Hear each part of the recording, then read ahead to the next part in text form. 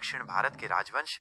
दक्षिण भारत का इतिहास विभिन्न राजवंशों के शासन से समृद्ध रहा है। इन राजवंशों ने कला, संस्कृति और वास्तुकला के क्षेत्र में अद्वितीय योगदान दिया है। कुछ प्रमुख दक्षिण भारतीय राजवंशों के बारे में जानें। चोल वंश। तंजौर का बृहदेश्वर मंदिर चोल वंश की वास्तुकला का उत्कृष्ट उदाहरण। कावेरी डेल्टा। चोल वंश के शासनकाल में कृषि का प्रमुख केंद्र। दक्षिण भारत में समुद्री व्यापार। चोलों ने दक्षिण पूर्व एशिया तक समुद्री व्यापार का विस्तार किया। पांड्य वंश। मदुरै पांड्य वंश की राजधानी। तमिल साहित्य। पांड्य काल में तमिल साहित्य का विकास हुआ। मोती व्यापार। पांड्य वंश मोती के व्यापार के लिए प्रसिद्ध था। पल्लव वंश। कांचीपुरम पल्लव वंश की राजधानी। शैव धर्म।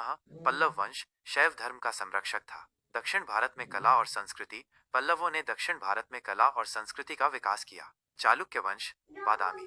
चालुक्य वंश की प्राचीन राजधानी। पश्चिमी और पूर्वी चालुक्य। चालुक्य वंश दो शाखाओं में विभाजित था। वास्तुशिल्प।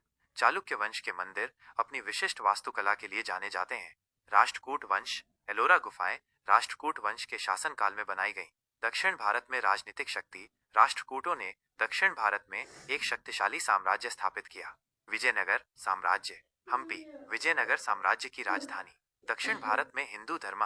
विजयनगर साम्राज्य ने दक्षिण भारत में हिंदू धर्म का पुनरुत्थान किया। वास्तुशिल्प। विजयनगर साम्राज्य की वास्तुकला द्रविड़ और नागर शैली का मिश्रण थी। अन्य महत्वपूर्ण राजवंश।